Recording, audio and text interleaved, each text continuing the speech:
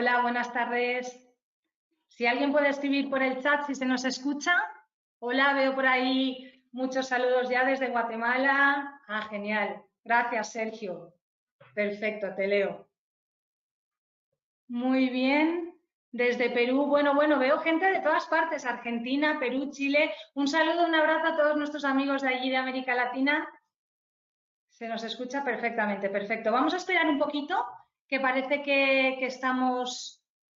Aún falta un poquito de gente, pero bueno, ya estamos llegando casi. Como os contaba, las plazas son limitadas y bueno, igual hay gente que se queda afuera, pero vamos a esperar un poquito, a apurar. Buenos días, Loidi, desde Ecuador. Muy bien, Roby, desde Colombia. Javier, desde México. Bueno, cuánta actividad ahí, es que es por el día. Estáis empezando el día, claro, nosotros nos pilláis más por la tarde ya. Bueno, espero que estéis todos bien, familiares y allegados por ahí. Y gracias por dedicarnos este ratito, esta tarde. Espero que disfrutéis todas de esta sesión. Hola, Mar, hombre, mi amiga Mar de Mallorca. ¿Qué tal, Mar? Muy bien. Hola, Lenis, desde Ecuador. Os leemos a todos, ¿eh? Sois muchos, no puedo contestar a todos, pero os leemos. Vamos a esperar un poquito. Bien, vamos por 700. Ya sabéis que es un webinar de 1000 asistentes. Hay inscritos más de 1000, entonces vamos a esperar un poquito porque no para de subir y no me gustaría... Voy a ir contándoos un poco porque, bueno, yo soy Loreto Crespo, soy la directora de Genotipia, así que como el webinar está más enfocado, lo van a contar desde el Instituto de Medicina Genómica, me voy presentando yo. Genotipia es una plataforma, para los que no nos conozcáis, una plataforma de actualidad, divulgación y formación en el ámbito de la genética aplicada a la salud. Sé que muchos de vosotros ya nos conocéis, que sois amigos, suscriptores, lectores y fieles seguidores de Genotipia. Ya nos ponéis cara, así que gracias por estar aquí.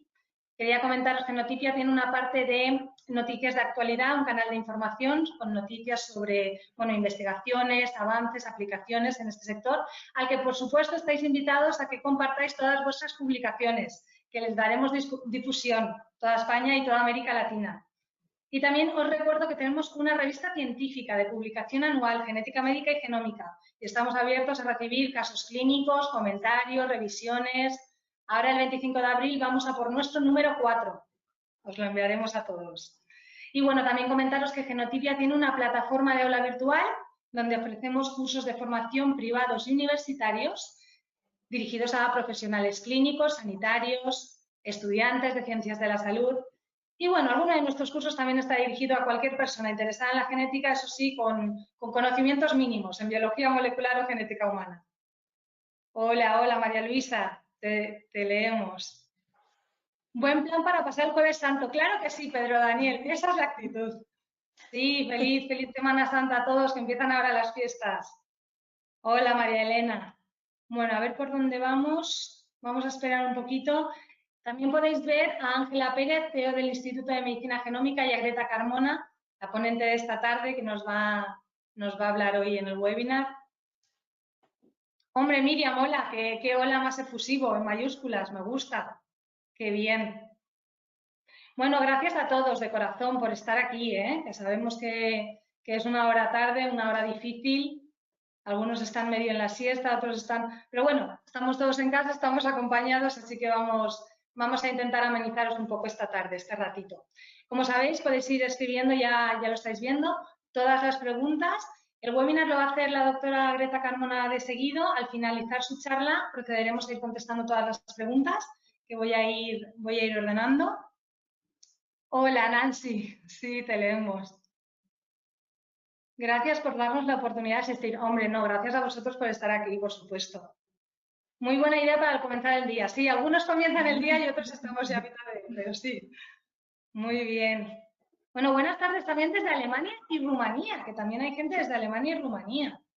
Buenas tardes. Os lo diría en alemán o en rumano, pero creo que es mejor que no. Hola, de Chile. Nicolás, muy bien. Saludos. Bueno, si os parece, yo creo que vamos a empezar porque ya hemos pasado a ver, sí, son y 7, hemos dejado los 5 minutitos de rigor ya ¿o qué os parece? Ángela, Greta, ¿empezamos o dejamos? ¿Sí? Vamos a empezar, si os parece. Y bueno, la gente que se vaya uniendo, pues nos irá escuchando. Como sabéis, este webinar durará unos 50-55 minutos. Luego procederemos a contestar preguntas. Y bueno, la sesión va a ser grabada, os la remitiremos por correo electrónico a los días de este seminario, con lo cual no os perderéis nada. Así que, sin más, yo creo que voy a dar paso a Ángela Pérez, CEO del Instituto de Medicina Genómica, y por supuesto a daros las gracias, Ángela, por estar aquí para la impartición de este webinar. En absoluto, Loreto. Sabes que estamos encantados. Buenas tardes a todos, buenos días en Latinoamérica. Bienvenidas, bienvenidos. Gracias por dedicarnos una hora de confinamiento, tanto a Genotipia, que organiza este maravilloso webinar, como a IMEGEN, que durante los próximos 30 y 40 minutos hablaremos sobre los métodos de detección de este virus maldito que ahora mismo tenemos entre nosotros y cuándo debemos utilizar cada una de estas técnicas que tenemos a nuestra disposición. Mirad, en enero de este año, muy poquitos profesionales sabían mucho de virología y de microbiología clínica, pero en este momento médicos, microbiólogos, biólogos moleculares, genetistas, cardiólogos, endocrinos, personal sanitario, enfermeros, yo creo que todos nos hemos puesto a trabajar juntos, a luchar juntos contra, como digo, este virus maldito. Y en este momento ya sabemos todos un poquito más de nuestro enemigo y sobre todo hemos trabajado juntos y estamos combatiéndolo.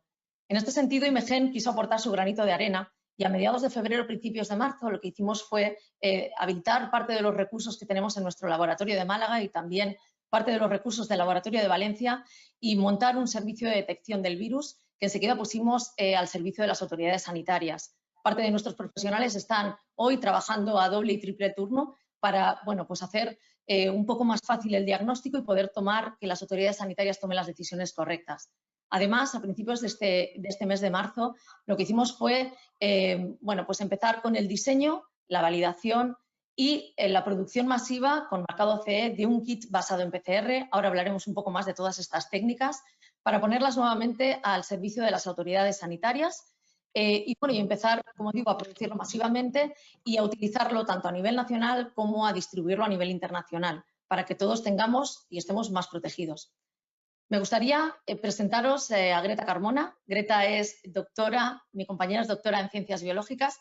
Ella es la directora de I+D y Desarrollo de Producto y ha estado en primera línea, ha estado al cargo tanto del desarrollo y de los servicios de análisis, tanto en Málaga como en Valencia, como en el diseño y, en este caso, el diseño de la producción también de forma masiva de este kit. Me consta que, Greta lleva muchos años trabajando en IMEGEN y me consta que ha puesto todo su cariño en esta presentación y confiamos que os parezca interesante y sobre todo que os sea de utilidad. Muchas gracias a todos.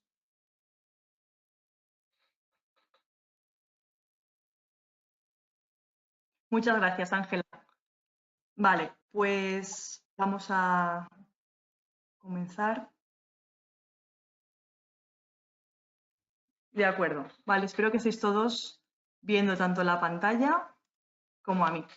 Gracias a todos y buenas tardes, buenos días.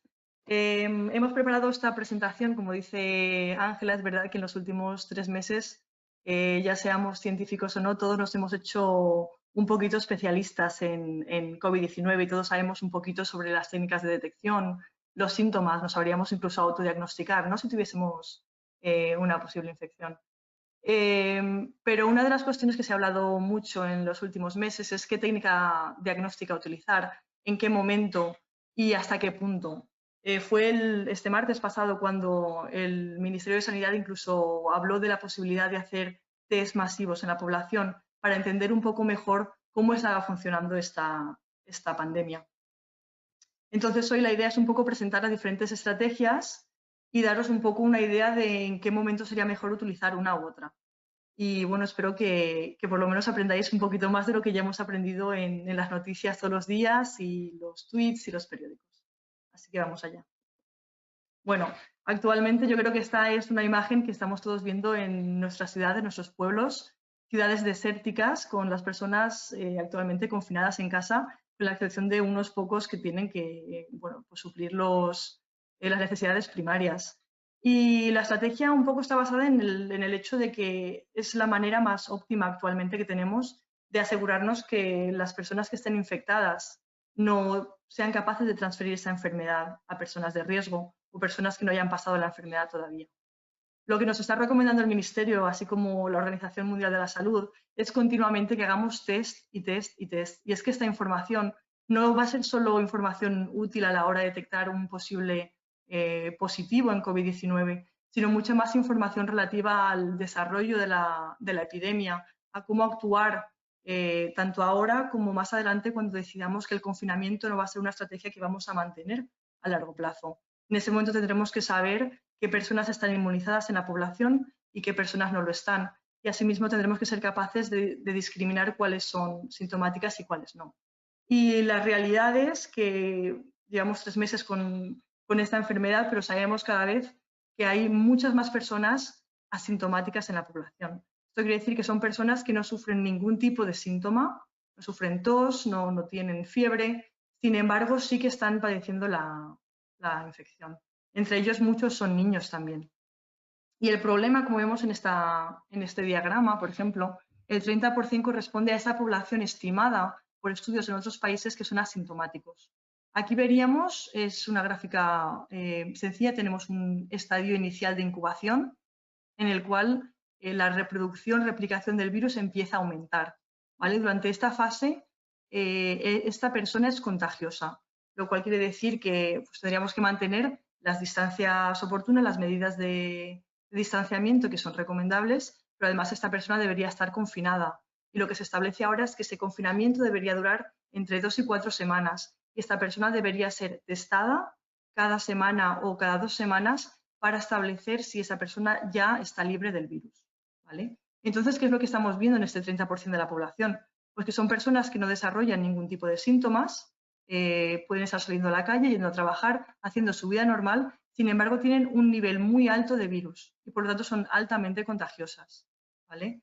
Lo que está sucediendo actualmente es que realmente el recuento que tenemos y la información que tenemos es de ese 15% de la población que está yendo a los hospitales, que están siendo analizados porque ya sufren síntomas severos. Entonces, una persona que ya sufre un problema respiratorio, ha desarrollado una neumonía, sí que va a ir al hospital y sí que se le va a hacer el test. Y sí que conocemos que esas personas son positivas, pero desde estas últimas 3 semanas hasta ahora no sabemos realmente lo que ha estado pasando en las casas de la gente. Habrá gente que habrá sufrido la enfermedad sin siquiera saberlo y otros que igual unos leves síntomas como unas décimas de fiebre o tos puede haber sido suficiente para haber pasado la enfermedad.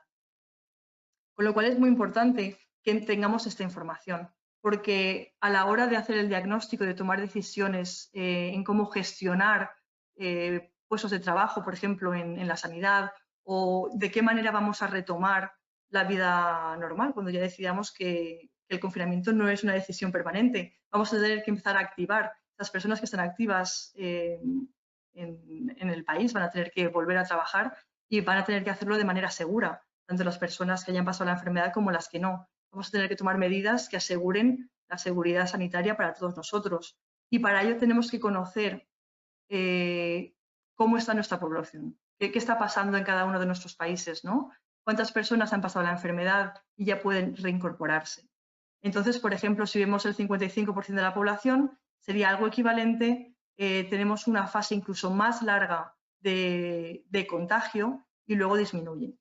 Y los test genéticos, los test de diagnóstico, perdón, van a estar distribuidos en 2 fases. Unos que son los que vamos a considerar directos y es porque están dirigidos a detectar la presencia del virus, ¿vale? Entonces serían los que detectan la fase de viremia, la fase en la que el virus se está replicando.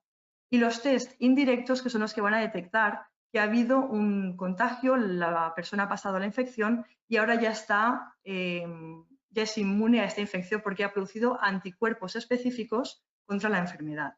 Entonces, teniendo en cuenta las 2 fases, la fase de viremia y la fase inmune, trataremos de analizar un poco los diferentes test diagnósticos que tenemos disponibles. Entonces, ¿cuáles serían la finalidad de hacer estos test? En principio, y lo que hemos estado haciendo hasta ahora, es simplemente diagnosticar qué persona es positiva para el virus. En el momento en el que se sabe que el diagnóstico es positivo, esa persona va a entrar en aislamiento. en aislamiento hasta que su organismo esté libre del virus, ¿vale? Esto es algo que hemos estado haciendo hasta ahora y todos lo entendemos. Sin embargo, hay una parte que no se ha estado haciendo tanto y que sí es muy informativa, es detectar la presencia de anticuerpos. Cualquiera de nosotros, frente a una infección microbiana o una infección de un virus, nuestro sistema inmune actúa para luchar contra él, ¿vale? Y una parte de esta lucha del sistema inmune consiste en sintetizar anticuerpos específicos que van a atacar a ese virus.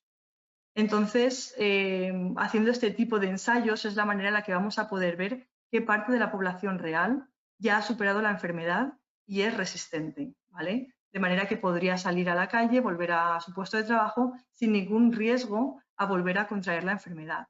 Porque lo que sí que se sabe es que uno de los anticuerpos que estamos produciendo tiene una duración y se establece que de manera similar a cómo funciona en el virus SARS, que ya experimentamos en 2003, y en el MERS se espera que la resistencia dure entre 2 y 3 años. Entonces, esto nos permitiría pues, la reincorporación de la población inmunizada y la planificación de la plantilla. Y un poco la idea de los test diagnósticos, la información que nos aportaría, sería clasificar a la población principalmente en 3 grupos. En primer lugar, detectar los pacientes que están infectados con un test directo de presencia de virus. Podemos identificar si ese paciente está en un estadio de infección y puede transmitir la infección a otro. En el caso de que así fuese, esa persona tendría que aislarse hasta que superase la enfermedad y pasase al grupo de apto o inmunizado. En este caso, los aptos o inmunizados son el grupo que vamos a considerar que ya tienen la capacidad de salir al exterior, relacionarse con la gente de manera segura, porque son pacientes que han superado la enfermedad y que tienen un sistema inmune que les va a proteger frente a una segunda infección, ¿de acuerdo? Y por otro lado, los pacientes de riesgo, tanto mediante los test directos de PCR, por ejemplo, como los indirectos de inmunoensayos, vamos a ver qué parte de la población sigue siendo parte de riesgo. Y eso también es importante porque una vez tengamos una parte de la población que ya está inmunizada, entre el 70 o el 80%, de alguna manera esa enfermedad ya está en una vía muy directa hacia la eliminación de la enfermedad en la población. Y es un poco la idea y a la dirección a la que queremos llegar. Entonces, test diagnósticos, vamos a partir un poco la presentación en 3, ¿vale? Los de detección genética son test directos. Estos están dirigidos única y específicamente a amplificar regiones específicas del genoma de COVID-19, ¿vale? Luego veremos un poco qué función tiene aquí la sensibilidad del ensayo o la especificidad para asegurarnos que lo que estamos detectando es un resultado robusto y fiable. Por otro lado, tenemos los test de detección rápida. En este caso hay 2 tipos. Tenemos test directos en los que podemos detectar el antígeno del virus, con lo cual nos permitiría saber si esa persona está actualmente en una fase aguda de la infección, pero al mismo tiempo podemos detectar los anticuerpos, ¿vale? Aquí vemos inmunoglobulina M y G. Son las que responden de primera mano a infecciones microbianas y víricas. La M sería la que primero aparece y la G es la que ya nos protege de por vida. Entonces, estas 2 estrategias las podemos analizar mediante detección rápida. Son test como los típicos test de embarazo y tienes el resultado en 15 o 30 minutos aproximadamente. Sin embargo, no son demasiado sensibles. Una alternativa a estos test de detección rápida es la detección de anticuerpos contra SARS-CoV-2.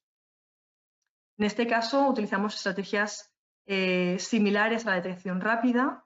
También utilizamos ensayos de anticuerpos, pero estos vienen en placa y lo que nos va a permitir es detectar tanto antígenos si nos interesase en la fase primaria de la infección como anticuerpos. Antes de empezar un poco a hablar sobre las características de cada técnica, creo que es bastante importante hablar de la toma de muestra, porque al final, cómo tomemos la muestra, de qué región tomemos la muestra y cómo incluso se extraiga la muestra, va a determinar la sensibilidad del ensayo y va a determinar si vamos a producir un resultado positivo verdadero o un resultado positivo falso, ¿vale? Entonces, para los ensayos de inmunidad, las muestras se toman siempre en sangre. Esto haría referencia a los ensayos genéticos principalmente. Entonces, actualmente hay 4 tipos de muestras principalmente que se están tomando. El esputo y el lavado broncoalveolar son muestras que se toman de la región respiratoria inferior. suelen ser las muestras que más resultados positivos dan, porque suele ser en esa región en la que los pacientes suelen desarrollar más carga viral. Sin embargo, hay que tener en cuenta pues, que tanto el esputo como el lavado, por ejemplo, en pacientes intubados, que son los que están ahora mismo yendo a los hospitales porque necesitan ayuda médica, no vamos a poder tomar ese tipo de muestra. ¿De acuerdo? Al mismo tiempo, para tipos de infecciones en los que afectan al sistema respiratorio del tracto inferior, como neumonías víricas, no se suele generar demasiado esputo, con lo cual hay que tener un poco en cuenta que en muchos casos quizá no vayamos a ser capaces siquiera de obtener una buena muestra ni de esputo ni de lavado. De ser posible, simplemente tener en cuenta pues, que es una de las muestras que más sensibilidad tienen. Las que se están tomando actualmente más comúnmente son las nasofaringias. Tienen una sensibilidad del 63%. Significa que en el 63% de los casos en los que ya se han detectado pacientes con síntomas, sí que vamos a ser capaces de detectar esa presencia de la infección. ¿Vale? Y tanto las orofaringias como las nasofaringias vienen en hisopos, que es el tubito con el hisopo que vemos a la derecha, y es muy importante tener conocimiento de qué medio de transporte es el que se está utilizando en esos hisopos. Hay diferentes tipos de medios, los hay que preservan el virus activo y los hay que lo inactivan. De cualquier manera, yo simplemente recomiendo que si podéis conocer esa información, es altamente útil porque siempre la recomendación va a ser que en el momento en el que llegue la muestra al laboratorio, ya sea un hospital o un laboratorio privado, tratéis de inactivar la muestra. ¿Vale? Si no os ha llegado inactiva, hay protocolos online que podéis revisar mediante incubaciones, por ejemplo, a 65 grados durante 30 minutos y protocolos similares que van a disminuir muchísimo la carga viral y, por tanto, el riesgo al que pone a la gente que va a estar trabajando con las muestras. En cuanto al transporte de la muestra, aquí el Ministerio de Sanidad establece que si el transporte va a ser dentro del hospital, se debe utilizar un sistema de doble bolsa, pero si el transporte va a ser fuera del centro médico, necesitamos un sistema de transporte triple. ¿Vale? En el caso de que el hospital, por ejemplo, vaya a ser el responsable de tomar la muestra y la vaya a externalizar a un laboratorio, siempre recordad que necesitamos un transporte de sistema triple por seguridad. ¿Vale? Sería un poco pues, un ejemplo la imagen que vemos al pie de la diapositiva. Tenemos nuestro hisopo, lo metemos en un Falcon, una bolsita, una caja, cualquier sistema que funcione, pero que asegure que los cierres son herméticos y que la seguridad es máxima en el transporte de la muestra. Entonces vamos a empezar ahora un poco con la parte de la detección genética. Tengo que decir que bueno, somos una empresa dedicada al diagnóstico genético y esta parte pues, es un poco en la que tenemos más experiencia en el desarrollo. De hecho, como ha comentado Ángela, nos hemos especializado y llevamos un par de meses trabajando en la detección mediante PCR. Entonces, esta técnica lo que nos permite, frente a cualquier otra en cuanto a sensibilidad, es detectar un positivo, un paciente infectado, incluso dos días antes de la presentación de síntomas. ¿Vale? Esto es altamente útil también para pacientes que sean asintomáticos. Una prueba relativamente sencilla de tomar sería un diagnóstico rápido para establecer qué posibles personas pues, en un ambiente sanitario, por ejemplo, pueden estar infectadas. Es un diagnóstico temprano, es lo que hemos comentado, pues que te permite detectar toda esa fase infectiva o fase aguda de la infección desde 2 días antes. Posee una alta sensibilidad y especificidad. Sin embargo, aquí cabe mencionar, que ya veremos un poco más adelante, que esta sensibilidad y especificidad, por una parte diagnóstica, puede llegar hasta los 30 días, en muchos casos, especialmente en los casos que tienen síntomas muy leves, la fase infecciosa todavía se alarga más en el tiempo, con lo cual hay que tener en cuenta que personas que quizá hayan tenido síntomas muy leves pueden todavía ser infecciosas muchos días después de haber pasado esos síntomas. Y por otra parte, la sensibilidad y especificidad analítica van a depender ampliamente del diseño que se haya hecho para ese sistema de detección de PCR. Requiere un equipo y personal especializado. Tenemos ensayos tanto de PCR convencional como tiempo real. Ahora mismo disponibles o diseñados hay varios, incluso la OMS ha publicado algún método oficial y van a requerir siempre tanto equipos especializados como personal especializado para la puesta a punto del sistema como para la interpretación. Y son relativamente rápidos. Son tan rápidos como los test rápidos, pero el ensayo de PCR tarda aproximadamente 1 hora. Entonces, los pasos iniciales, bueno, una vez nos llega la muestra, en primer lugar, asegurarnos que la muestra está inactiva una vez llegue a manos de las personas responsables de trabajar con esa muestra directamente. Hay diferentes tipos de extracción. En este caso no podemos trabajar con la muestra directamente y hay que extraer el ARN. Entonces hay diferentes métodos. Hay métodos de extracción manual, pues con solventes orgánicos como fenoles, por ejemplo, trizol, un producto comercial, y sería un poco el protocolo que vemos arriba a la derecha. Mediante los solventes vamos a acabar con un pellet de ARN y de ahí ya procederíamos a la realización del ensayo. Lo que es muy útil para centros que tengan un gran número de muestras son extracciones automáticas, como el equipo que vemos al pie de página a la derecha, que nos permiten extraer hasta 96 muestras al mismo tiempo. Entonces, la parte de la extracción va a depender un poco del volumen de muestras que cada laboratorio tenga y de qué manera pueda trabajar o se quiera organizar internamente. Y cuando entramos ya a la parte de la detección, tenemos dos procesos principales. La retrotranscripción del ARN, que es la fase en la que transformamos el ARN en ADN complementario. Y ese ADN complementario es el que va a entrar en la reacción de amplificación genética. ¿Vale? Entonces, muy brevemente, simplemente por encima, mencionar un poco en qué funciona o en qué consiste cada una de ellas. La retrotranscripción del ADN es un paso, normalmente es una incubación de 15-20 minutos, en el cual vamos a tener nuestra hebra de ARN, es una cadena única, y con oligos específicos o generales, por ejemplo, podrían ser oligos de T, vamos a sintetizar la hebra de ADN complementario, como vemos en la imagen de ADN polimerización. Y vamos a terminar, aquí tenemos la enzima, la retrotranscriptasa, que es la que está llevando a cabo la retrotranscripción del ADN. Y vamos a acabar con una molécula que va a tener una hebra de ARN con hebras de ADN complementario, ¿vale? Y ese ADN complementario va a ser el que vamos a utilizar como plantilla para multiplicarla en millones y millones de copias. Y esa es la función que tiene la PCR, ¿vale? La PCR viene de Polymerase Chain Reaction.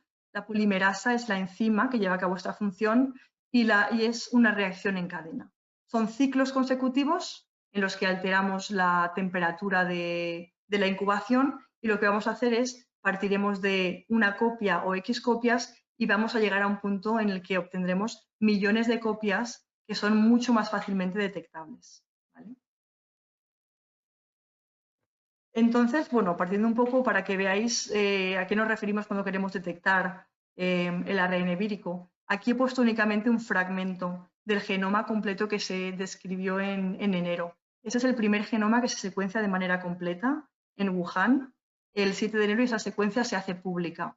Son 23.000 pares de bases. Es un tamaño despreciable si lo comparamos con el tamaño del genoma humano, por ejemplo.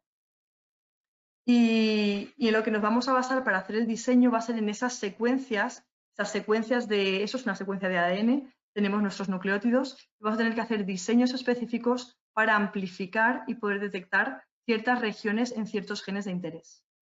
¿Vale? Si vemos un poco la estructura del virus, este es el COVID-19, es muy similar en estructura al SARS, por ejemplo, y es muy similar también al MERS, pero lo que es más interesante es el hecho de que la similitud es muchísimo mayor a otros virus que se han aislado de pangolines, por ejemplo, y murciélagos, lo cual muestra su mayor cercanía evolutiva. Tenemos diferentes proteínas, como podemos ver en el diagrama. Entonces, tenemos el ARN súper enrollado dentro de la envoltura del virus y lo tenemos plegado con proteínas que son las proteínas de la nucleocápsida, ¿vale? Esos son los genes principales que la OMS recomienda en el estudio genético. Tanto la glicoproteína de la espiga, por ejemplo, que la tenemos aquí, está formada por 3 subunidades, es la encargada de hacer la conexión con las células humanas para penetrar en las células, ¿vale? La glicoproteína de la espiga es una de las glicoproteínas que se utilizan principalmente en los ensayos de inmunodetección, por ejemplo, porque va a ser con las moléculas con las que primero entre en contacto nuestro sistema inmune. Entonces tenemos fosfoproteína de la nucleocápsida, por ejemplo, tenemos glicoproteínas de membrana, de la envuelta, y una membrana lipídica. Esto es una membrana, los lípidos son grasas, por eso es tan importante lavarlos la mano, ¿no? Cualquier jabón que utilicemos siempre va a desintegrar esa grasa y así nos deshacemos del virus. Entonces, por ver un poco la evolución a nivel genético, ¿vale? Esta es una imagen extraída de la base de datos, una base de datos que se llama GSED. Se desarrolló hace 3 o 4 años en Alemania y lo que hace es, incluye toda la información relativa a todos los virus de la influenza que hay descritos a día de hoy.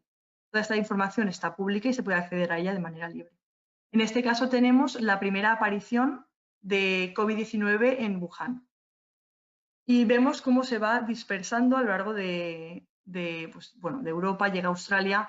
En morado tenemos la primera cepa o el primer genoma que se detecta y cómo este se dispersa.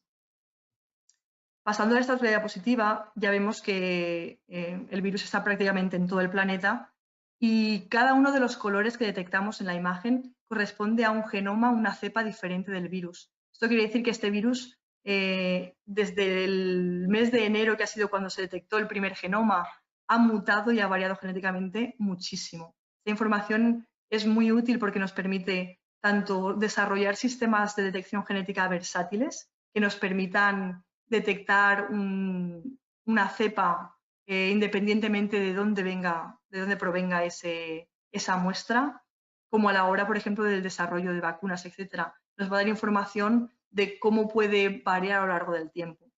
Entonces, con esta información es con la que se hacen los desarrollos de PCR, ¿vale? Aquí lo tenemos representado de otra manera. Esto es un árbol filogenético. Cada uno de los puntos que tenemos corresponde a un genoma que se ha secuenciado de manera completa, ¿vale? A fecha del 6 de abril tenía la base de datos descritas 2.898 genomas completos, ¿vale? Como podéis ver, cada una de las ramas que tenemos en este árbol corresponden a una cepa diferente, lo que significa que representa ciertas variaciones o polimorfismos, mutaciones genéticas que la diferencian de una a otra.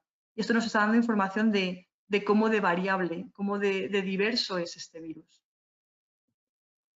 Si vemos una región concreta del genoma, aquí lo que tenemos es una representación en escala de diferentes genes del COVID-19, el gen ORF1A, por ejemplo, son genes que codifican enzimas que van a desarrollar funciones importantes para el virus.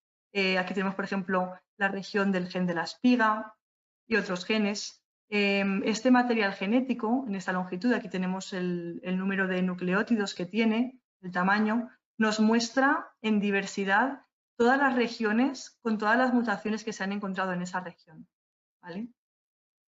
Lo que esto nos permite es, cuando queremos hacer un diseño y queremos asegurarnos de que ese diseño sea altamente sensible y capaz de detectar cualquier variación genética que se haya descrito a día de hoy, tenemos que fijarnos muy detenidamente en qué regiones queremos buscar. Y la intención es siempre desarrollar nuestros sistemas en regiones que estén todavía conservadas, es decir, que no muestren ningún tipo de variación. Porque si la diseñamos una región que ha sido modificada a lo largo del tiempo, incluso si son 3 meses el tiempo que conocemos el genoma del COVID-19, va a llegar un momento en el que probablemente perdamos sensibilidad y haya ciertas cepas de ciertas regiones que ya no seamos capaces de detectar. Para hablar un poco de los kits de detección genética, pues ya puestos mencionamos el que hemos desarrollado aquí en IMGEN. Tiene 4 dianas, 3 de ellas son genes específicos, ¿vale? Incluye la proteína de la nucleocápsida, la proteína de la superficie de la espiga y proteínas enzimáticas. Algo que es muy interesante es que hemos incluido un gen, que es un control endógeno interno, que es la RNasa P. Esta es una ribocima humana. Y la función que tiene la inserción de ese sistema en nuestro kit es el hecho de que, como hemos comentado antes, la parte de la extracción de ARN es crítica. El tipo de muestra que tomemos, cómo se tome la muestra incluso, y qué proceso de extracción sigamos, va a afectar considerablemente esa sensibilidad. ¿De acuerdo? Entonces, cuando estamos extrayendo el ARN de la muestra, al tomar una muestra, pues ya sea un hisopo o un lavado, siempre vamos a arrastrar células que provengan del paciente, con lo cual siempre deberíamos encontrar ARN humano. Lo que esto nos va a permitir es que cada vez que realicemos un ensayo, siempre debemos obtener esa información relativa al gen endógeno. Entonces, siempre que detectemos este gen endógeno, vamos a saber que nuestra muestra se ha tomado bien, tenía suficiente ARN y el ARN en la muestra es de calidad óptima. Al mismo tiempo, nos permitirá saber que el proceso de retrotranscripción y el ensayo de PCR ha funcionado apropiadamente. ¿Vale? Incluimos 3 dianas. La recomendación aquí en el Ministerio es principalmente el hacer un ensayo de genotipo, un ensayo de screening inicial con una diana y una confirmación por una segunda.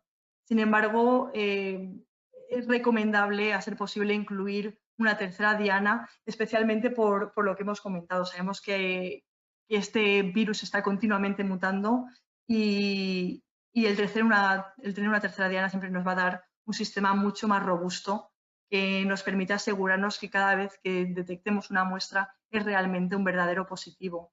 Nunca querríamos dar como negativa una muestra que pueda ser positiva, ya que eso volvería a poner en riesgo otra vez a la población en caso de que, digamos, estamos hablando de un momento en el que ya se ha abierto el confinamiento y ya estamos todos en la calle. Asimismo, el kit pues, incluye la enzima, ¿vale?, para la retrotranscripción y para la PCR. También es interesante mencionar que este kit lleva un sistema que ambos pasos tienen lugar en un único ensayo, con lo cual tanto la RT como la PCR a tiempo real van a tener lugar en el mismo tubo para la misma reacción. Y incluimos un control positivo, ¿vale?, por calidad. Como ha comentado antes Ángela, el kit va marcado TIVD y bueno, pues en Imagen tenemos unos controles de calidad internos tanto para el diseño como la fabricación y validación de los sistemas que permiten pues, darnos una fiabilidad y una robustez en los ensayos que sacamos al mercado. En cuanto a la sensibilidad diagnóstica, aquí he puesto un par de imágenes de nuestros resultados. Como hemos comentado, va a ser dependiente del sistema de oligos que hayamos diseñado, del diseño que hayamos hecho de nuestras reacciones. Y creo que cabe mencionar, por ejemplo, que algunos de los sistemas que se recomendaron hace 2 meses o 3 meses por la OMS son sistemas que se desarrollaron basándose única y exclusivamente en la secuencia que había disponible en ese momento de Wuhan, una única secuencia de referencia. Por tanto, hay que tener en cuenta que actualmente, pues, con todo el movimiento de personas que hemos tenido, ya habéis visto el mapa de distribución de los diferentes genomas antes, hay un flujo continuo de material y por tanto es importante que cada vez que desarrollemos un sistema nos aseguremos de que la sensibilidad va a ser óptima. Por tanto, hay que tener en cuenta que diseños que quizás sean un poco más antiguos en tiempo pueden no tener la misma sensibilidad, con lo cual merecería la pena revisar a lo mejor esos diseños. Entonces, nuestro kit incluye 2 premasters, cada una con 2 sistemas de amplificación. En el primer sistema tenemos la RNA-SAP, que es la ribocima que encontraríamos en humanos. Esta siempre vamos a esperar obtenerla. Esto es lo que nos va a indicar que el ensayo ha funcionado correctamente, que la muestra era óptima. Y tenemos el gen del ORF1AB, ¿vale? En este caso es negativo. He puesto un ejemplo en el cual únicamente 2 sistemas han sido detectados. Con el segundo mix vamos a tener un sistema que permite amplificar el gen S de la espiga y otro que permite amplificar el gen N de la nucleocápsida, ¿de acuerdo? Aquí a nivel nacional el Ministerio establece que 2 dianas detectadas es una muestra positiva. Con lo cual, bueno, luego hay ciertos aspectos que habría que remarcar, a lo mejor en la interpretación, pero bueno, 2 dianas detectadas es un resultado positivo. En este caso, esta muestra sería positiva. En cuanto a la especificidad diagnóstica, pues también merece la pena que mencionemos que no hay acceso a muestras de SARS y de MERS, con lo cual todos los ensayos que estamos realizando, tanto los sistemas de la OMS como los sistemas oficiales, nos estamos basando en información de las bases de datos, información genética. Y hay que asegurarse que la especificidad diagnóstica no va a amplificar, en el caso de haberlo, cualquier otro virus, ya sea un virus similar como el SARS o cualquier otro virus que haya presente en ese momento o que ese paciente pueda estar sufriendo. Con lo cual tenemos que asegurarnos de esa especificidad. En este caso, lo que hemos hecho es una captura de pantalla de los sistemas que hemos diseñado, donde podemos ver en primer lugar un 100% de cobertura idéntica a la secuencia que he analizado yo y una identidad del 100%. Este corresponde al SARS-CoV-2. ¿Vale? Esta es la región que hemos utilizado como referencia. Y luego lo que nos indica el ensayo es que solo hemos detectado similitud con otras regiones detectadas en murciélagos y en pangolín, ¿de acuerdo? En ningún momento estaríamos amplificando de manera inespecífica un genoma de otro virus que no sea el COVID-19. Entonces, bueno, ¿qué requisitos consideramos que debería tener un kit de detección de PCR? Pues como mínimo 2 genes específicos, de acuerdo a lo que establece el Ministerio. Un primero de screening y un segundo de confirmación. Si tiene más, pues the more the merrier, ¿no? Tener en cuenta que una muestra inconcluyente en la que únicamente detectamos un único gen no puede darse como una muestra positiva, con lo cual todos aquellos ensayos que únicamente detecten un único gen específico no van a ser suficientes para dar un resultado como positivo, ya que hay que confirmar ese resultado. En este caso, si fuese el caso de tener 2 o 3 dianas en nuestro kit, detectar únicamente una positiva, habría que pedir en 1 o 2 días una nueva toma de muestra para analizarla de nuevo. El kit debería incluir un control endógeno humano, la ribocima, para asegurarnos que todo el proceso de toma de muestra hasta el proceso de PCR, interpretación de resultados, es correcto y óptimo, y un control positivo. ¿Vale? Y bueno, algo que se está hablando mucho últimamente también es el tema de las validaciones. Hay que revisar muy de cerca cada ensayo, cada kit que se adquiera, ya sea para PCR como para inmunoensayos, ya que ha habido mucha producción hecha muy rápidamente. Ya sabéis el problema que hemos tenido con los kits que se adquirieron y no tenían la accesibilidad que se especificaba, y asegurarse de la fiabilidad del ensayo. Y al mismo tiempo siempre es recomendable hacer una pequeña validación in situ con el personal de laboratorio, con los equipos, etc. Simplemente para confirmar que bajo ciertas condiciones variantes el sistema es igual de robusto. En cuanto a los ensayos de flujo lateral o detección rápida, son los que permiten detectar la muestra en 15-30 minutos. Cabe destacar que tenemos tanto la parte de ensayos directos, ¿vale?, que nos permitirían detectar el antígeno. El antígeno sería una proteína que está presente, por ejemplo, en la cubierta del virus, como la proteína de la espiga que hemos mencionado antes. Eso sería un antígeno. Y eso provocaría una respuesta inmune en nuestro sistema, como los test de anticuerpos, ¿vale? Son muy sencillos, son de muy simple interpretación. Ya veis aquí abajo en la figura lo simple que es. En este pocillo en el que pone S de sample es donde tú inyectarías la muestra, ya sea una gotita de sangre para los test de anticuerpos, como con una pipeta un poco del medio de transporte viral, si fuese un hisopo, y en 15 minutos tendríamos el resultado, ¿vale? Sin embargo, tienen pues otras desventajas, es la baja sensibilidad y especificidad, que para algunas condiciones pues no es la estrategia más óptima. Pero es una estrategia que está disponible y que merece la pena conocerla, porque en ciertas situaciones pues, nos puede salvar de una situación de no tener información sobre el estado de infección del paciente. Por ejemplo, pues en un hospital no sería la herramienta más útil, porque los hospitales siempre están bien equipados con equipos tanto de ELISAs, por ejemplo, en inmunología, como equipos de PCR en los laboratorios de biología molecular. Pero en pacientes confinados que, por ejemplo, estén en casa, en residencias de la tercera edad, donde los pacientes no pueden salir y entrar de manera libre, la obtención de este tipo de kits siempre puede ser muy útil. El funcionamiento es muy sencillo. Aquí lo que se utiliza como marcador, que es lo que nos va a mostrar esa señal típica rosita cuando hay presencia del antígeno o del anticuerpo de interés, es oro coloidal. Este migra con la muestra. Aquí tenemos una almohadilla, que es donde se depositaría la muestra, ¿vale? En rosita tenemos lo que podría ser un antígeno, por ejemplo, el virus. Y aquí tenemos los anticuerpos en forma de Y, ¿vale? Irían marcados. Al dejar caer la muestra, esta muestra va a migrar a lo largo de la almohadilla, será en la almohadilla conjugada donde se va a unir con el oro coloidal y va a ir migrando a lo largo de la almohadilla hasta que llegue a la línea de test. Y aquí será donde anticuerpos que ya están conjugados y están fijos a esa línea van a adherirse de manera altamente específica y marcar de manera colorimétrica una respuesta positiva en caso de ser un resultado positivo. ¿Vale? Este tipo de test nos sirven tanto, lo que hemos comentado antes, para los estados de detección de la fase infectiva, ¿vale? Como estado directo para detectar la presencia del virus, como para la detección de los anticuerpos. ¿Qué cabe mencionar? Pues que, por ejemplo, la Sociedad Española de Enfermedades Infecciosas y Microbiología ya recomendó que idealmente para la detección de antígenos o de la detección del virus, la PCR era óptima.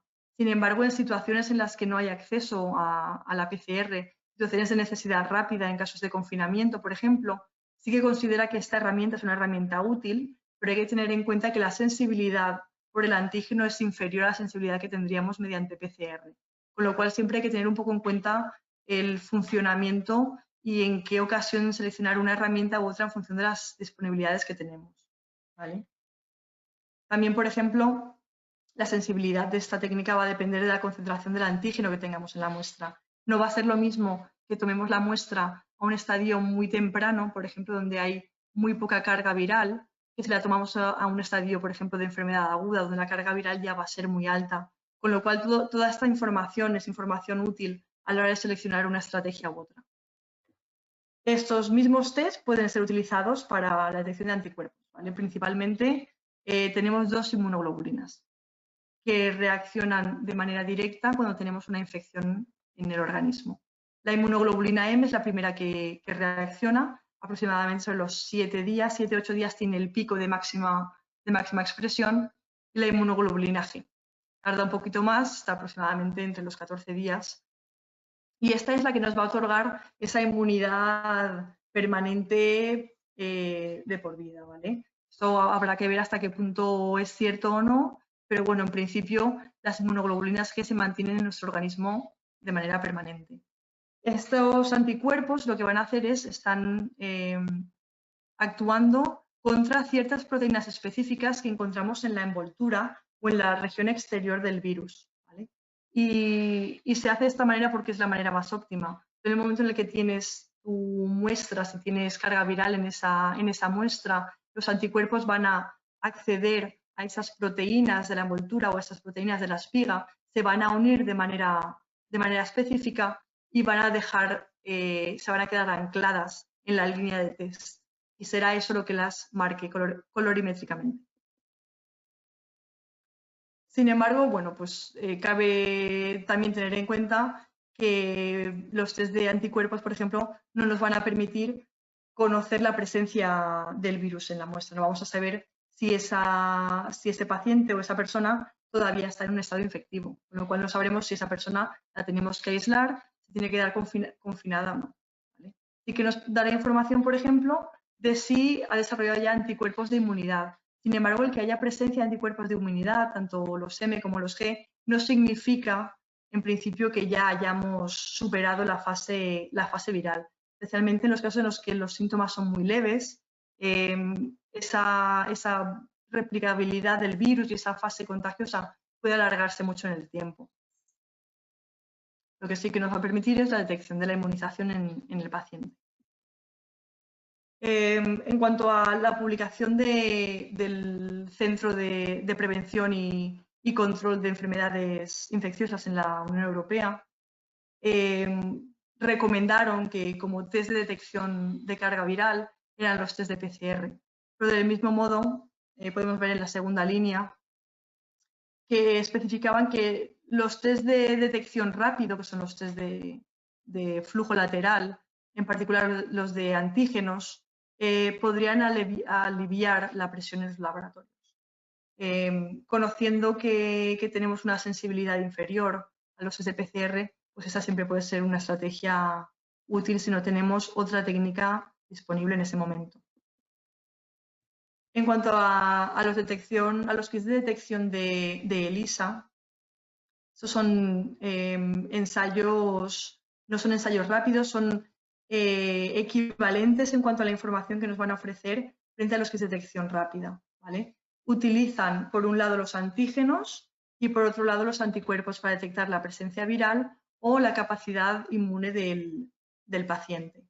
Del mismo modo que los ensayos de detección rápida van a ser útiles para una detección de aproximadamente 7 días después de la aparición de síntomas si queremos detectar anticuerpos, ¿vale?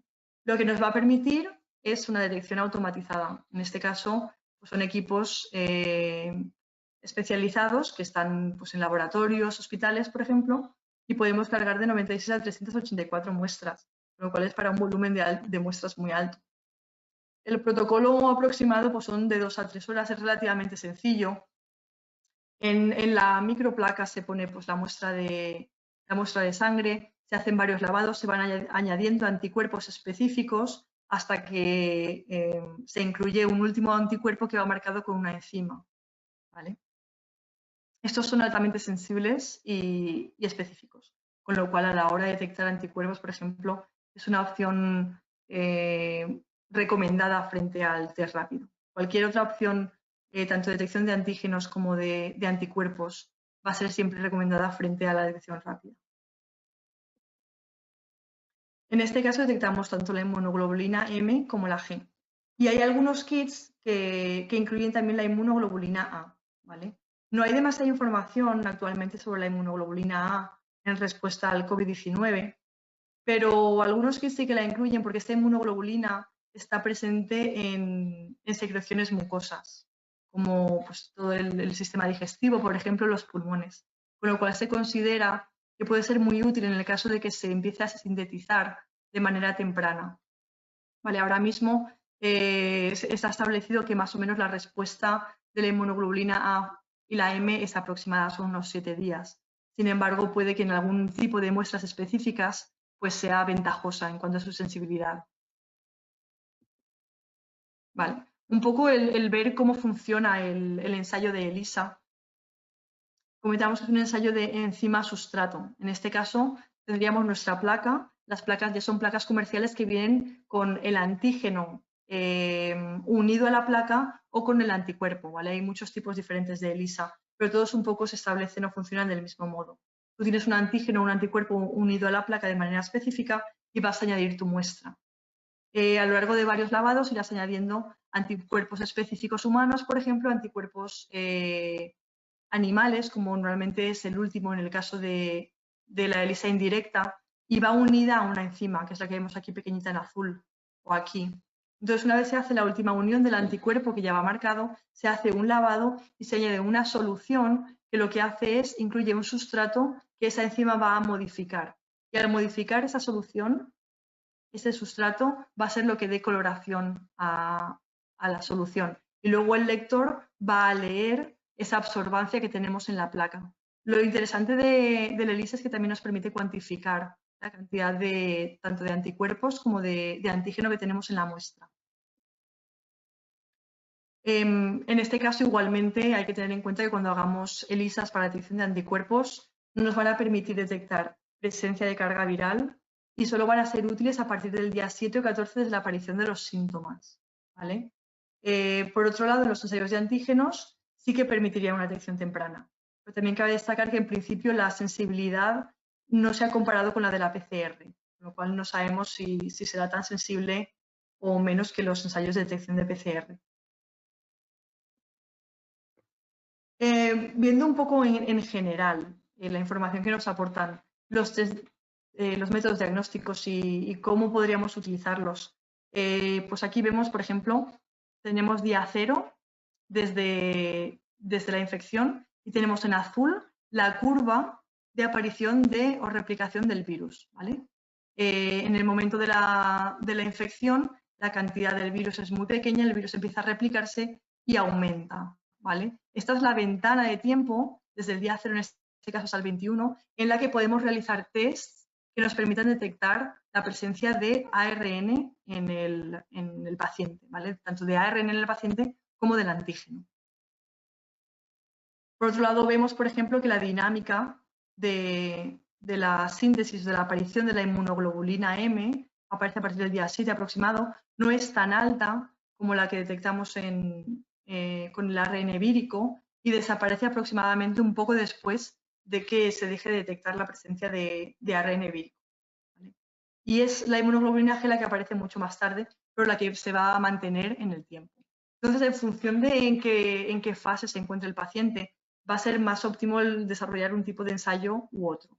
¿Vale? El problema, aquí volvemos otra vez a la situación que hemos comentado antes, en la que sabemos que una parte muy importante de la población es asintomática, con lo cual no nos va a aportar ninguna información respecto a en qué fase de esa posible infección ese paciente está y no vamos a saber qué va a ser lo más óptimo. Por este motivo, pues una de las cosas que se están mencionando cada vez más y yo creo que al final va a ser la solución óptima es el siempre desarrollar en paralelo un ensayo de detección de PCR para el virus al mismo tiempo que realizamos el ensayo de detección de anticuerpos. Eso sí que nos va a dar una foto completa de lo que está sucediendo en este paciente.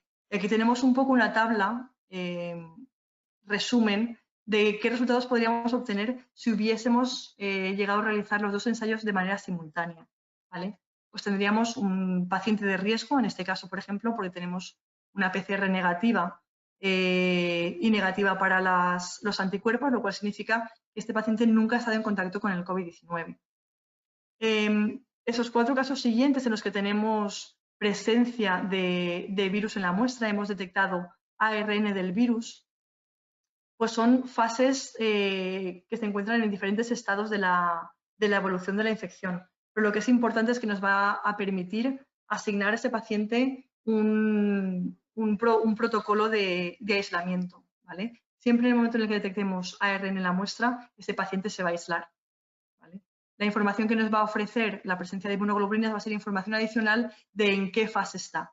Y eso nos podrá facilitar a los sanitarios un poco el establecer de qué manera van a querer actuar en función de qué síntomas esté desarrollando. Porque si ya está desarrollando anticuerpos, significa que ese paciente ya está respondiendo de manera eficiente a la enfermedad. Luego, por ejemplo, en el momento en el que únicamente detectemos inmunoglobulina G, vamos a saber que ese paciente está libre de virus, ya ha pasado la fase infectiva y es un paciente resistente, ya está inmunizado contra la enfermedad. Este sería un caso, por ejemplo, de pacientes que ya puedan reincorporarse a una plantilla de trabajo y ya puedan salir sin ningún riesgo a contraer la enfermedad de nuevo. El flujo que mostramos en esta diapositiva es una manera a lo mejor más gráfica para a lo mejor el personal sanitario de saber de qué manera puede actuar en función de los resultados que obtenga con sus ensayos. Aquí hemos puesto la estrategia que sería recomendable para obtener la mayor información posible de una muestra tomada. ¿Vale? Es un frotis nasofaringeo que es más sencillo a lo mejor que un lavado o que un esputo y una toma de sangre. Siempre que tengamos PCR positiva, como hemos comentado, ya sea el ELISA negativa, anticuerpos negativo, va a ser un paciente que es capaz de transmitir la enfermedad a otras personas y por tanto va a ser confinado. ¿Vale? Lo que se establece son un par de semanas de confinamiento y luego se le va a tener que repetir la PCR para establecer si esa persona ya ha dejado de producir el virus y ya puede salir de ese confinamiento.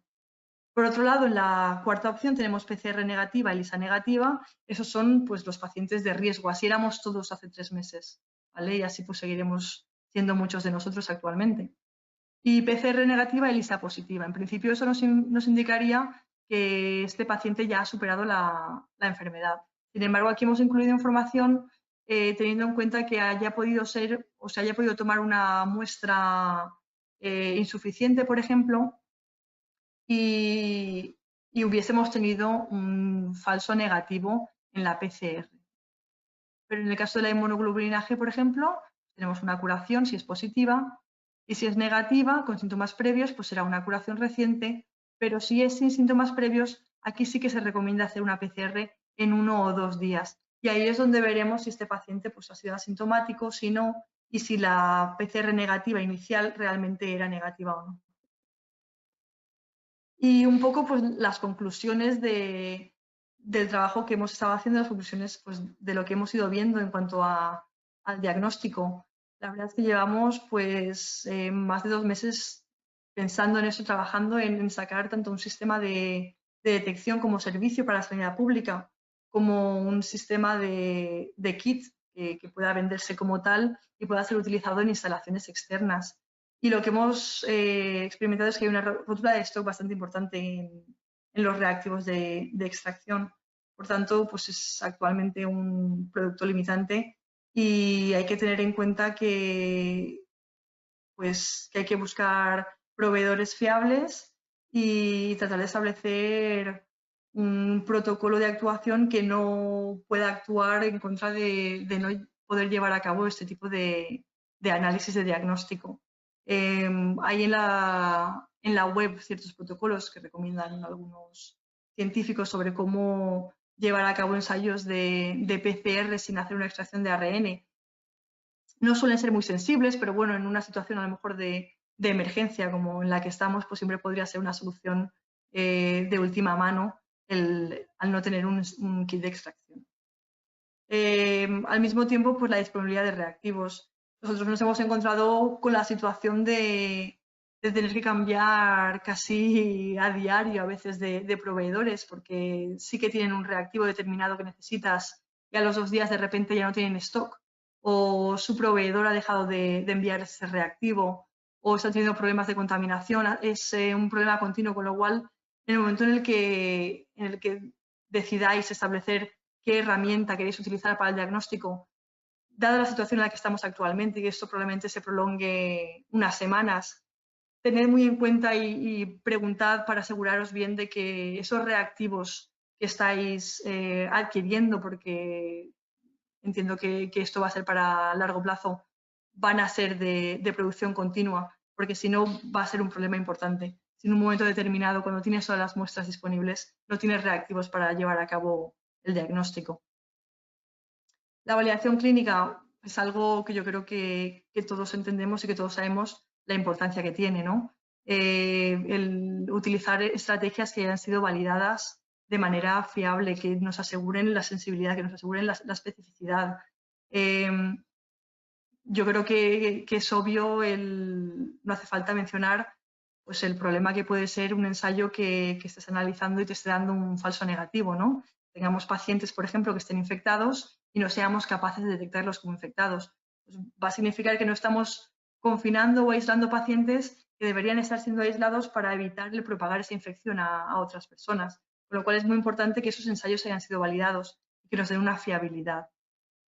Y luego, pues en cuanto a las técnicas que hemos comentado, pues un poco el saber en qué contexto utilizar una u otra.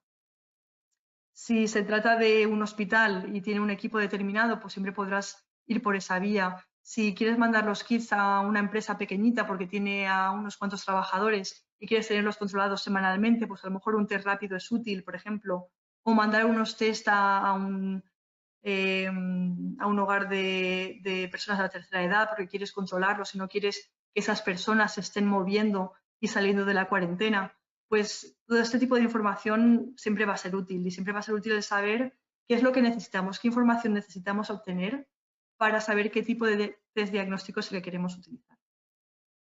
Y bueno, con esto simplemente querría finalizar mandando un mensaje de esperanza, porque lo que esperamos con todo este trabajo es que dentro de poco salgamos de esta cuarentena y a lo mejor no tengamos que volver a correr tan juntos como vemos aquí en la Maratón de Valencia, pero que sí podamos por lo menos acercarnos más a la gente a la que queremos, ¿no? Y nada, en último lugar, daros las gracias por vuestro tiempo dedicado en un día festivo en muchos sitios. Y a todos los compañeros y compañeras que están dando el 300% esos días para sacar un kit de diagnóstico y un servicio que ofrezca pues, una seguridad un poco mayor, ¿no?, a los sanitarios que están a lo mejor en los hospitales y que nos permitan el acabar con esta situación de crisis lo antes posible. Bueno, pues gracias, Greta, muchas gracias a ti por la presentación, que ha sido muy clara. Bueno, estoy viendo por aquí un montón de felicitaciones de parte de toda la gente. Bueno, antes de que se me olvide, quiero mandar un saludo especial a la Asociación Valenciana de Empresarias y Profesionales. Y bueno, también quería deciros algunos números. Efectivamente, hemos llegado a los 1000 asistentes. Sé que mucha gente se ha quedado fuera. No pasa nada. El webinar se va a grabar y se va a enviar a todo el mundo. Y bueno, hemos recibido cientos de preguntas. No vamos a poder contestar a todas, pero vamos a elaborar un dossier con todas las preguntas y las respuestas que os enviaremos junto con el vídeo. Esto tardará unos días. ¿Vale? Os pedimos un poquito de paciencia. Greta, me están dando la enhorabuena y un montón de felicitaciones para ti.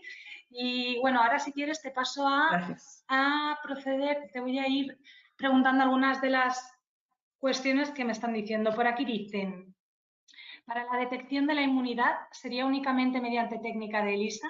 ¿Y cuánto tiempo después de pasar la enfermedad se podría hacer la prueba? Vale. Para la detección de la inmunidad podríamos utilizar tanto los test rápidos como los ensayos de ELISA. ¿Vale? A nivel clínico todavía hay mucho desconocimiento en cuanto a cómo están actuando los diferentes pacientes. Hay mucha heterogeneidad en cuanto a la clínica de los pacientes. La inmunoglobulina M sabemos que empieza a ser producida en el día 7 y sobre el 14 o el 20, dependiendo de la severidad de los síntomas, va a dejar de ser, de estar presente en el organismo, con lo cual la inmunoglobulina M va a llegar a un punto en el que entre el día 20 aproximadamente ya no sea detectada. Sin embargo, la inmunoglobulina G, que es la que sí que nos ofrece esa inmunidad permanente, va a estar presente en el organismo de manera, bueno, pues eso, con lo cual en cualquier momento se podría realizar este ensayo. Podríamos tener un paciente que haya sufrido la enfermedad hace 3 meses y realizar el ensayo, por ejemplo, ahora, y seguiríamos detectando valores fiables. Vale, pasa otra pregunta. Nos dicen, ¿el kit funciona con cualquier cepa que está desarrollando el virus?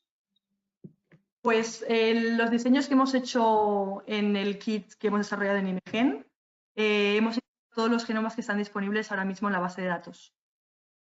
Nuestra intención, a ver, hemos hecho un estudio bioinformático bastante exhaustivo para asegurarnos que esas regiones son regiones que sí que vemos que están conservadas en diferentes genomas. Pero la intención es mantener este diseño de alguna manera flexible, versátil, y el mantener una actualización porque entendemos que este virus pues, es altamente mutagénico, como todos los virus de ARN, y nuestra intención sería el mantener una actualización para asegurarnos que la sensibilidad no se vea empeorada a medida que la información pues, vaya llegando a las bases de datos. La base de datos se va actualizando semanalmente, con lo cual sabemos que es cuestión de tiempo que vaya a llegar un momento en el que el diseño tenga que verse modificado. Vale. Me dicen por aquí otra pregunta. ¿Se sabe a qué se deben esas diferencias en la población para que unos lo pasen asintomáticos o leves y otros tan graves? Pues no se conoce el motivo. Ha habido situaciones, se han visto patrones a lo largo de la infección en los que pues, ciertas poblaciones a lo mejor están respondiendo de una manera diferente. Se sabe, por ejemplo, que en el este de Europa la sintomatología es mucho más leve. Se conoce que estos patrones están presentes en problemas víricos. Y es la susceptibilidad diferencial que se llama, que la respuesta de un paciente y otro no sea la misma. Estas, sin haber sido demostradas todavía, parece que sí tienen un componente genético. Entonces, yo creo que a medida que vayamos aumentando el conocimiento con la enfermedad y se vayan secuenciando material genético gracias a la secuenciación masiva de estos pacientes que han pasado esas enfermedades, sí que podamos ver o determinar que estas diferencias de respuesta en diferentes pacientes estén asociadas a diferencias genéticas. De hecho, por ejemplo, es interesante que hay un par de estudios que han salido recientemente en Nueva York que muestran que familias que están sufriendo la enfermedad, familias de origen italiano, están sufriendo sintomatología muchísimo más severa que el resto de pacientes de la región. Vamos, que sí que parece que en algunas regiones hay una diferencia. Y claramente una diferencia entre el paciente que no muestra sintomatología y el que sí. Vale, otra pregunta por aquí. Nos dicen, bueno, primero de todo, muchas gracias por el webinar, a vosotros por estar ahí. La pregunta es, ¿los anticuerpos generados valen para cualquier cepa del SARS-CoV, independientemente de su variación genética? Si no es así, ¿podría ser posible una reinfección de COVID? ¿O si es posible utilizar sangre con anticuerpos de personas que ya hayan pasado el virus para vacunar a personas de alto riesgo? Vale, la especificidad del ELISA. Los test genéticos son más sensibles. Cualquier cambio en la secuencia sí que va a afectar la posible sensibilidad. A nivel de ELISA, el anticuerpo se va a unir a un antígeno y el antígeno es una proteína de tamaño considerablemente grande con una estructura tridimensional determinada.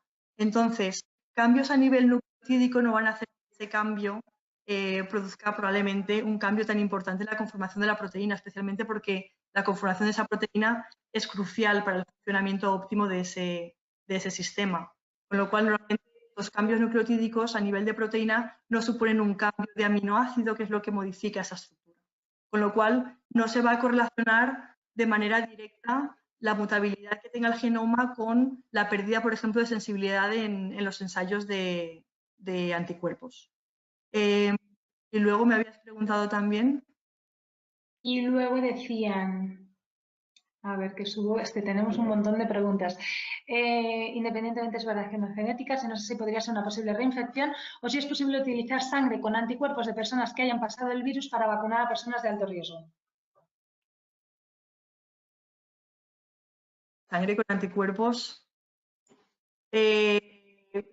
Para desarrollar una respuesta inmune permanente, nuestro cuerpo tiene que haber sido infectado por ese antígeno, ¿vale? No te vale, tú no puedes inyectar anticuerpos de otra persona y esos no van a permanecer, no son anticuerpos inmortales, tú lo que haces es los sintetizas de manera continua, están en una recámara listos para el momento en el que tengas una segunda reinfección. El desarrollo de vacunas se realiza a partir de un virus normalmente atenuado que presenta todas esas proteínas que actúan como antígenos. Ese es el momento en el que el sistema inmune va a tomar una respuesta inmune y va a sintetizar esas inmunoglobulinas específicas. Vale, y por aquí dicen, ¿hay plena seguridad que una serología positiva y PCR negativa hay ausencia de virus? Sí. La serología también depende de qué estés analizando. Si estás analizando la inmunoglobulina M, vamos a partir de la G. Si estás analizando la inmunoglobulina G, sí que puede ser que la PCR negativa sea negativa y la ELISA para la G sea positiva. Eso nos va a indicar que esta persona pues, ha sufrido una infección en el pasado, no sabemos hace cuánto tiempo, y ahora mismo está inmunizada. ¿Vale? La inmunoglobulina M, que es la que primero actúa después de la infección, sí que tiene solapamiento con la presencia del virus. ¿Vale? Entonces, es muy improbable que esto se dé. Igual en este caso merecería más determinar pues, la sensibilidad de los sistemas, pero lo que hemos visto en la última diapositiva, cuando vemos las dinámicas, la evolución de la replicación del virus y la evolución de la inmunoglobulina M, sí que hay solapamiento. Podría ser que a lo mejor en un caso determinado estemos detectando la fase final ya de la presencia de la inmunoglobulina M y ya la carga viral sea tan bajita que sea indetectable. Pero sería un caso muy tardío de la infección. Vale, otra más dice, la inmunidad adquirida contra SARS-CoV-2 es aún controvertida. ¿Qué piensan al respecto? Sí, que no lo sabemos. Estamos extrapolando un poco información de lo que conocemos con los otros coronavirus que son tan similares, ¿no? A nivel genómico son muy, muy parecidos. Sabemos que la inmunidad contra ellos en los pacientes que la sufrieron, porque pues ya hace muchos años, el SARS de 2003, en 2004 ya no había ningún caso, con lo cual pues se sabe que la inmunidad de aquellas personas que sí la sufrieron duró entre 2 y 3 años. La gente que ha sufrido infección por COVID-19, como mucho la ha tenido 3 meses. Ahora mismo sí presentan inmunoglobulina G, sin embargo no podemos saber cuánto tiempo. durante cuánto tiempo la van a seguir presentando. Aquí vienen dos preguntas que las he juntado porque están relacionadas y creo que a lo mejor estas pueden ir más dirigidas a Ángela porque está más acostumbrada. Dice, ¿no se podría poner inactivadores en el medio para que una vez que se tome la muestra quede inactivada por el hecho de que se corra menos riesgo a la hora de hacer la extracción de ARN viral? ¿Qué experiencia tienen utilizando como medio de transporte solución fisiológica en vez de un medio de transporte más costoso? A ver si Bueno, Ángela... el método de transporte seleccionado y el recomendado absolutamente es un medio de transporte que inactiva el virus. Lo tomamos, lo metemos en el medio viral que inactiva el virus y lo enviamos.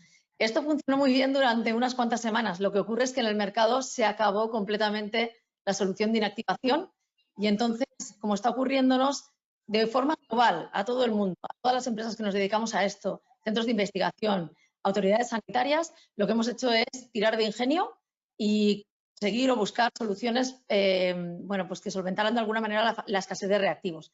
Y en este caso, os tengo que decir que un medio fisiológico, un suero salino, funciona bien. Os puedo decir que dentro de las 24 horas, desde que se toma la muestra, se empaqueta y se envía al laboratorio. Nosotros estamos permanentemente trabajando con muestras enviadas con este medio. Sencillamente no es porque esté recomendado, sino porque es el que mismo hay en el mercado y al que podemos tener acceso. Vale, muy bien, gracias.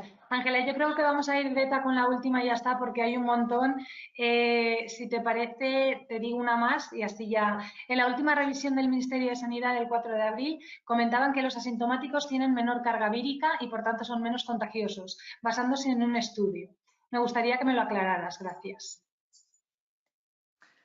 Pues yo creo que hay publicaciones que puedan ser a lo mejor que se contradigan. Actualmente no hay un estudio en España de casos asintomáticos importantes. Se han estado haciendo ensayos a personas que no mostraban síntomas. Aquí lo que hemos estado haciendo es cuando la persona tiene ya acaso un panel sintomático severo, acude al hospital y se le hace el test. Con lo cual, creo que la información, igual que estamos extrapolando, que estamos extrayendo de casos asintomáticos, puede provenir de poblaciones diferentes, a lo mejor de grupos muestrales diferentes y puede variar, puede haber mucha heterogeneidad. Entonces, habría que obtener un ensayo en el que un gran número de muestras sintomáticas se haya analizado en un periodo continuo para realmente saber exactamente cómo se comportan.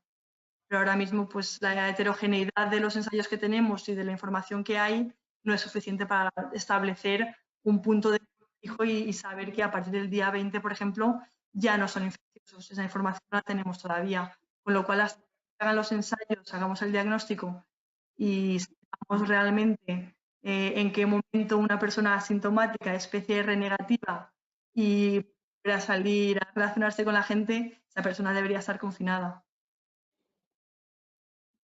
Muchas gracias, Reta. Pues me sabe mal porque la verdad es que estáis aguantando súper bien, que seguimos con 800 asistentes, tenemos un montón más de preguntas, pero bueno, creemos que habéis aguantado suficiente, así que nada, una vez más felicitarte, Greta, por la charla, Ángela, a ti también por hacer posible este webinar.